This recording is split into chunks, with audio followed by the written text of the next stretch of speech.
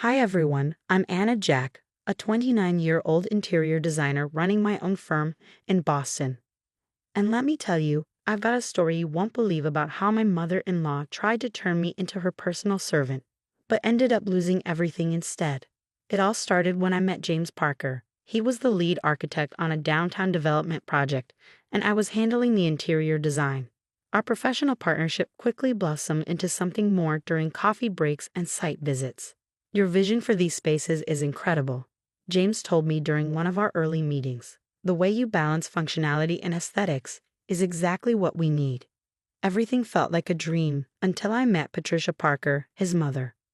Patricia swept into one of our office meetings as if she owned the place. And technically, she did, being a prominent real estate mogul.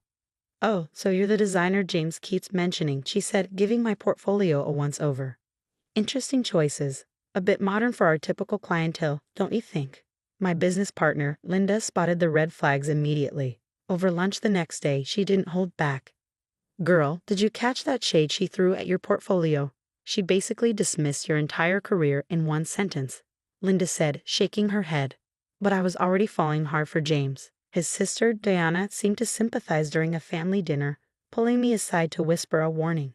"Anna, just so you know, Mom's particular about who joins the family. She had her heart set on James marrying Michael Collins. You know, the son of her country club bestie. Family dinners were a minefield." Patricia treated me like an amusing accessory, constantly suggesting ways I could help. "Anna dear," she said one night, "since you have such an eye for design, perhaps you could handle the table settings. It'll be good practice for entertaining." When James proposed 6 months later, I was thrilled, until we announced it at one of Patricia's elaborate family dinners. "Oh, how wonderful," Patricia said, her smile tighter than her facelift. "Though perhaps it's a bit soon. Anna, darling, you'll be taking time off work for the wedding, won't you? There's so much to do, and everything must be done properly for our circle." That night, I overheard her on the phone. "Can you believe it, Margaret? After all my efforts to set him up with Michael's sister, now I have to deal with this. But don't worry, I have plans." When James noticed my upset face, he squeezed my hand. "Don't worry about Mom," he said. "She'll come around." Little did I know, Patricia's campaign to make my life miserable was just beginning. A wedding war. Planning our wedding became Patricia's power trip. Every weekend, she issued commands like a general preparing for battle. "These centerpieces are unacceptable," she declared. "Start over. And while you're at it, organize the kitchen. Since you'll be joining the family soon, it's time you learn where everything belongs." I spent countless Sundays reorganizing her sprawling mansion while she entertained her friends, parading me around as if I were her new maid. "Anna's so helpful around the house," she cooed to her guests. "She's learning our ways, aren't you, dear?" James, he just stood there, squirming uncomfortably. "Mom's just traditional," he said later. "Try to understand." The manipulation didn't stop there. Patricia began scheduling urgent family meetings, always during my client presentations. "What do you mean you can't make it?" she scolded over the phone. "Family comes first, Anna. Or are you suggesting your little design projects matter more than your future family?" Linda started noticing the fallout. Clients were backing out. Contracts mysteriously fell through. "This is weird," she said, slamming her laptop shut after yet another cancellation. "The Hendersons just pulled out. They said they got a call from a supposed former client who warned them about our unreliability." Diana eventually came to my office late one evening, her expression uneasy. "Anna," she began hesitantly, "you need to know something. Remember Jennifer, James' ex? Mom did the same thing to her. Jennifer had a thriving law career before she got involved with our family. Mom made sure she didn't keep it for long." It wasn't long before Patricia's web of lies and manipulations began to unravel. After Jennifer's story and Diana's quiet revelations, I started digging into Patricia's dealings. Linda and I worked late nights, poring over records, tracing mysterious calls, and connecting the dots. "You won't believe this," Linda said one night, weaving a stack of papers. "3 other women before you, all successful, all driven away by your lovely mother-in-law. And get this, she's not the queen bee she pretends to be. Those properties she brags about, mortgaged to the hilt. She's one missed payment away from losing everything." The next family dinner was a show. Patricia commanded the table with her usual overbearing demeanor, oblivious to my growing arsenal of evidence. "The wedding venue needs to be the Carlton," she declared. "Nothing else is acceptable for our circle." I took a sip of wine, pretending to mull it over. "Funny," I said lightly. "I heard they're not taking new bookings. Something about an outstanding balance from Diana's graduation party." Her face turned as pale as the porcelain plates in front of us. James finally broke his silence. "Mom, what's going on with the Carlton? Are we having money problems?" "Don't be ridiculous," Patricia snapped, recovering quickly. "I'm simply being prudent with our assets, unlike some people who waste money on unnecessary things like designer furniture." Under the table, Diana slipped me her phone. The screen showed a series of desperate text messages from Patricia to the bank. "She's trying to use your connections to save herself," Diana whispered later. "That's why she wanted James to marry into Michael's family. She needs their money." Suddenly, everything clicked. Patricia wasn't just controlling, she was a desperate woman trying to salvage her crumbling empire. But her biggest mistake, underestimating me. The final blow, the breaking point, came when Patricia announced her plans at yet another dinner. "I've decided to sell the mansion," she said casually, as if it were no big deal. "James, darling, I'll be moving into your new house. Anna can turn the guest room into my personal suite. She has such creative ideas. And Anna," she added, turning to me, "about your business. It's time to consider what's really important. A proper wife in our circle doesn't work. You'll need to focus on family matters." The audacity took my breath away. That week, her lawyer ambushed us with a prenup. "It's just standard," Patricia cooed. "With a small addition. I'll oversee all joint assets to protect the family interests." But Patricia wasn't the only one playing chess. Linda handed me a USB drive during lunch. "Your dear mother-in-law has been cooking the books for years," Linda said, a wicked grin on her face. "Moving money between accounts, faking invoices, it's textbook embezzlement." Diana had more ammunition. She met me at a coffee shop, dropping a thick folder on the table. "I've documented everything since I was 16, she said. "The manipulation, the abuse, how she destroyed every woman who threatened her control. There's even a recording of her threatening James's first girlfriend." The piece de resistance came when Patricia demanded a private meeting in my office. I set up a hidden camera, and she delivered her usual performance. "Let's be frank, Anna," she said, dripping with fake diamonds and desperation. "Your business connections are impressive. I need them.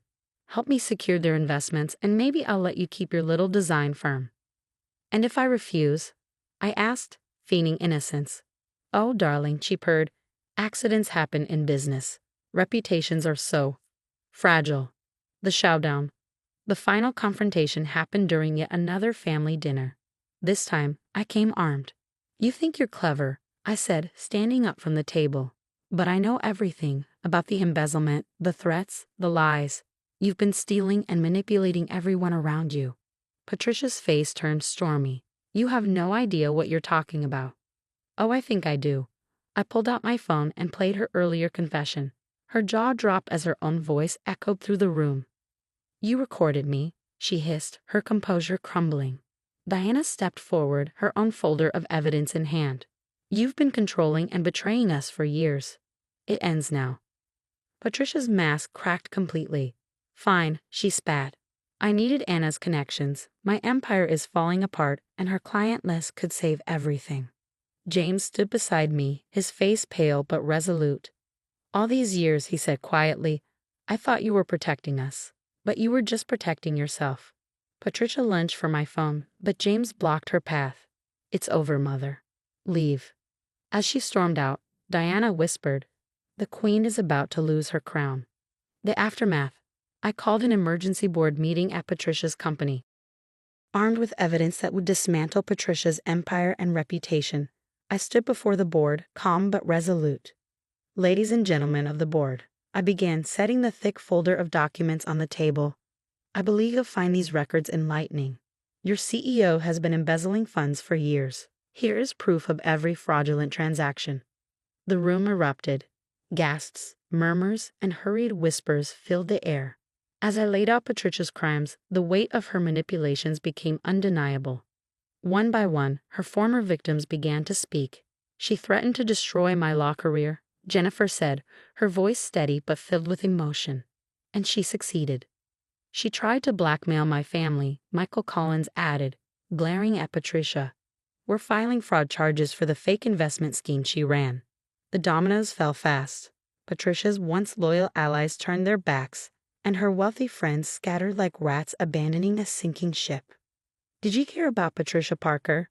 Whispers spread across every country club and gala, living beyond her means, cooking the books, threatening young women. I can't believe we ever associated with her. Margaret, her closest friend, denounced her publicly at a charity gala. Simply dreadful, she declared with a disdainful sniff. Even Diana finally broke free. I'm starting my own business, Mother, she announced, cold but triumphant. And no, I don't need your guidance. A new chapter. The wedding was everything I dreamed, small, intimate, and free of drama. A beachfront ceremony with close friends and family. Patricia was notably absent. To freedom, Diana toasted at the reception, raising her glass high. And to never letting anyone control us again, Linda added with a wink. James squeezed my hand, his voice soft. I'm sorry I didn't see it sooner. But I'm proud of you, for how you stood up to her. For how you've built this incredible life. After Patricia's influence evaporated, my design firm soared. The clients she had scared off returned in droves. Your work is exceptional, one of my biggest clients admitted sheepishly. We should have never listened to those false rumors. James and I partnered our firms, creating the city's leading architecture and design company. Another major contract, James announced one evening, waving a stack of signed papers. We're unstoppable together. The sweetest victory? We bought Patricia's foreclosed mansion at auction. When she found out, her fury was almost palpable. You can't do this, she shrieked over the phone. This is my family home. Was your family home? I corrected, my tone cool. Now it's just another property you lost through your own actions. The last I heard, Patricia had moved into a small apartment across town. The galas, the social circle, and her iron grip on everyone's lives were gone. She called again. Diana mentioned during one of our weekly lunches. I blocked her number. James nodded. We all did. We completely renovated the mansion, erasing every trace of Patricia's influence. The room she once planned to claim as her suite. It's now my home office, where I run my thriving business. Sometimes I can't believe how it all turned out, Linda said, sipping champagne during our housewarming party. From her trying to make you her maid to losing everything. Talk about justice. I looked around at my beautiful home, my successful business, and the loving family we had built. Without Patricia's toxic shadow looming over us, life felt brighter than ever. The best revenge isn't just winning, I told my gathered friends and family. It's thriving in exactly the ways they tried to prevent. James kissed my cheek, raising his glass. To new beginnings, the right way. As for Patricia, she became nothing more than a cautionary tale about how greed and cruelty can destroy even the most carefully crafted empire. Some say she still drives by the mansion occasionally, catching glimpses of the life she could have had. But we don't think about her anymore. We're too busy living our best lives.